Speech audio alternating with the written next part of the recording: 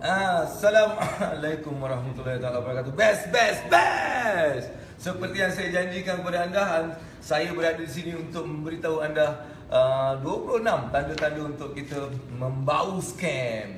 Sebab semalam salah seorang adik-adik saya datang bincang lama pasal benda ni. Sebab ramai yang macam melabur, walaupun dia dah belajar ilmu macam-macam, tapi masih melabur dalam benda-benda yang kita tak tahu asal usulnya dan terus terlibat dalam scam sehingga menjadikan mereka dalam keadaan kesukaran wang yang membebankan keluarga dan sebagainya. Jadi hari ini Abang Abu nak terangkan kepada anda 26, mungkin banyak sangat, tapi benda-benda simple saja bagaimana kita boleh bau. Bila kita orang tu cakap je kita dah bau benda ni macam scam. Jadi kita boleh buat lebih kajian. Sesungguhnya ingat balik kepada apa yang Allah dah janjikan kepada kita. Sebelum buat apa-apa pelaburan baik segala-gala pun, kita buat kajian dulu. Kaji dulu agar apa yang kita lakukan tu tidak membawa apa-apa mudarat pada diri kita atau orang lain. Okey? Dengan niat begitu, saya ingin just berkongsi sedikit sebanyak yang saya fikirkan apa yang sebenarnya kita boleh tangkap benda tu sebagai satu scam. Alright? Jadi saya nak terus cepat, saya tak nak lambat-lambat sebab masa sangat suntuk. Ini pun saya sedang berada dalam kelas, kita ambil sedikit masa dari mereka untuk bersama-sama dalam dengar scam ni. Alright? Boleh? Itulah grup khas yang berada dalam sesi hari ini. Alright? Okay? Jadi pertama, alright, nombor satu, untuk mengenal atau bau scam ni, kita kena sentiasa bersifat curiga. Kita kena sentiasa sifat curiga. Maksudnya, kalau kita terima satu phone call, kalau kita terima satu surat, kalau kita terima satu kata invitation, tak kira dalam email dan sebagainya, kita perlu sifat curiga. Jangan terus kita excited sangat dengan benda yang diberikan pada kita. Kerana biasanya apabila sesuatu datang dalam bentuk surat, email dan juga phone call, dia adalah dalam bentuk scam. Itu first. Jadi bersifat curiga sentiasa. Kedua, wary mengenai benda-benda yang memberikan satu perjanjian ataupun janji kepada kita pulangan yang tinggi dalam masa yang singkat.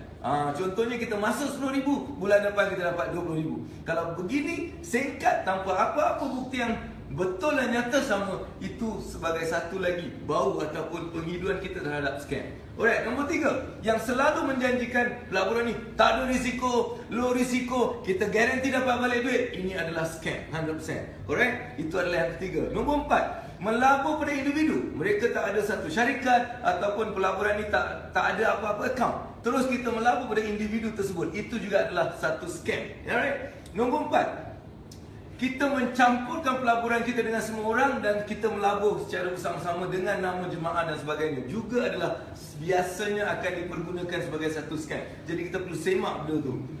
Sales pushing technique. Mereka akan push untuk buat. Mereka akan sangat agresif dalam push. Bila agresif, sama anda perlu jauhkan diri daripada sifat-sifat begitu. Itu juga adalah satu tanda untuk scam. Menggunakan broker dengan mengatakan, oh kita ada special cable, kita ada connection tu, kita ada connection ni, semua adalah scam. Alright, dia cakap kita ada VVIP group, ni group ni memang khas untuk orang-orang macam gini dan kita diberikan peluang-peluang pelaburan yang luar biasa dan sebagainya, juga scam. Peluang sekali semua hidup, ni sekali je, lepas ni tak ada lagi, memang scam. Formula yang tak boleh faham, dia lukis entah apa benda yang kita tak boleh faham, scam. Target pada pelabur kecil tapi dia punya formula luar biasa. Ini bukan untuk orang besar-besar, ini formula ni, padahal orang yang kecil ni tak faham benda tu. Kalau dia target hanya untuk sekumpulan individu kecil ataupun pelabur kecil dan dia tak buka pada orang-orang yang besar dan sebagainya, adalah scam. Next, peluang datang daripada luar negeri. Ni luar negeri punya problem. Apa kata orang, peluang fantastic, scam. Konspirasi, kata ini orang kerajaan, ni ada orang dalam VIP yang punya benda-benda ni, kerajaan bagi ni special saja, orang lain tak boleh tahu, ni rahsia, scam. Tak ada proper prospectus, tak ada benda-benda yang mengenalkan atau memberitahu mengenai benda tu, juga scam. Alright. Tak boleh cek dengan bank negara, pergi cek dengan bank negara, tak ada benda pasal diorang, scam. Seminar by scammer, dia buat secara seminar by sales people yang tak tahu mengenai company itu, tak tahu apa yang dia buat, tapi mereka hanya menjual, juga scam. Tak ada lesen, Tak ada satu kelulusan daripada kerajaan ataupun badan-badan tertentu dalam menjual produk-produk tersebut juga scam. Alright? Maksudnya tak ada disclosure. Now, sekarang juga. Sekarang juga. Jangan, sekarang juga buat. Ini juga scam. Ini kita sebab kawan. Kita percaya sama-sama. Baiklah invest, scam. Okey, ini semua duit yang ada letak dalam sini. Alright, kita tak ada. Ini memang bagus. Tak apa. Mana ada banyak duit, simpan, keluarkan semua. Nak ada dekat ASB, keluarkan semua. Semua keluarkan, masuk dalam ni. Scam. Susah nak keluar. Ini masuk, ini nak keluar kena tunggu 12 bulan, 16 bulan, setahun, whatever. Scam. Dia menggunakan kaedah newsletter. Dia tak tahu guna dia supaya dia bagi testimoni dalam newsletter, tapi kita tak boleh tangkap dia. Kita tak boleh tahu di mana office dan sebagainya. Menggunakan kaedah newsletter. Juga scam.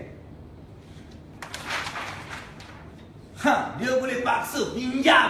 Pergilah pinjam. Masuk dalam ni. Scam. Alright? Apa ni? Tulis menipu. Dia suruh kita menipu. Dia cakap, ini tak apa, ni cakap tulis macam ini tak apa, ini tak ada apa, tak apa. Kita letak nama, kita tulis, kita bagi info-info yang salah. Juga scam. Ya, dalam borang dan lain-lain. Selalu minta account bank. Dia tak akan berjumpa dengan kita, dia minta account bank. Benda ni memerlukan N dan sebagainya. Jangan, scam. Kontrak dia tak ada apa, dia tulis sendiri. Dia akan tulis sendiri, dia akan type sendiri dan sebagainya. Juga scam. Jadi ini adalah antara 26 yang saya dapat duduk dalam masa sekejap tadi untuk fikir. Dan saya bagi tahu anda dari segi pengalaman saya sendiri. Jadi inilah antara tanda-tanda yang anda boleh ulang balik.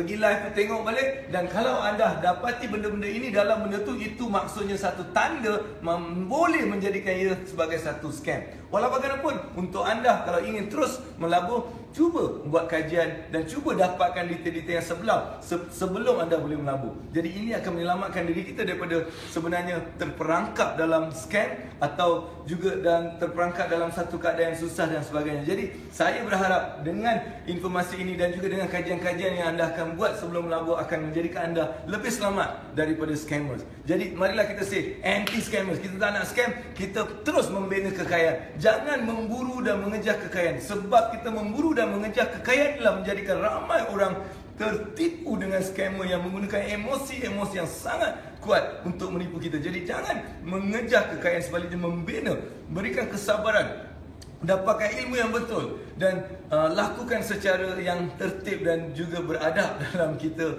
mencapai kekayaan menerusi pelaburan. Jadi hari ini abang dapat hanya sampaikan benda-benda ni sebab kita ada kelas yang kita akan sambung lepas ni. Jadi terima kasih kepada semua yang memberikan peluang untuk saya at least dah bersiaran dalam masa 10 minit ni untuk anda mengenal dan dapat say no to scam. Alright, dengan itu saya sudahi dengan wabillahi taufiq wal hidayah. Assalamualaikum warahmatullahi wabarakatuh. Best